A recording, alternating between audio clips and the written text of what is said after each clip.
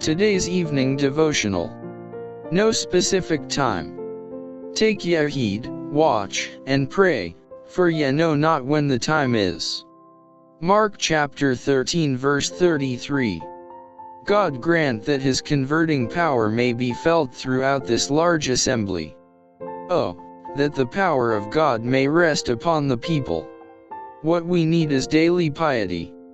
We need to search the Scriptures daily, to pray earnestly that by the power of the Holy Spirit God may fit every one of us up to work in our place in His vineyard. No one is prepared to educate and strengthen the church unless he has received the gift of the Holy Spirit. No minister is prepared to labor intelligently for the salvation of souls, unless he is endowed by the Holy Spirit, unless he is feeding on Christ, and has an intense hatred of sin. I have no specific time of which to speak when the outpouring of the Holy Spirit will take place, when the mighty angel will come down from heaven, and unite with the third angel in closing up the work for this world. My message is that our only safety is in being ready for the heavenly refreshing, having our lamps trimmed and burning. Christ has told us to watch, for in such an hour as ye think not the Son of Man cometh.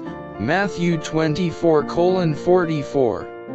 Watch and pray is the charge that is given us by our Redeemer. Day by day we are to seek the enlightenment of the Spirit of God, that it may do its office work upon the soul and character.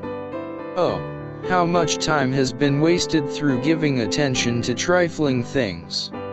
Repent and be converted, that your sins may be blotted out when the times of refreshing shall come from the presence of the Lord. We now call upon you to give yourselves to the service of God. Too long have you given your powers to the service of Satan, and have been slaves to his will.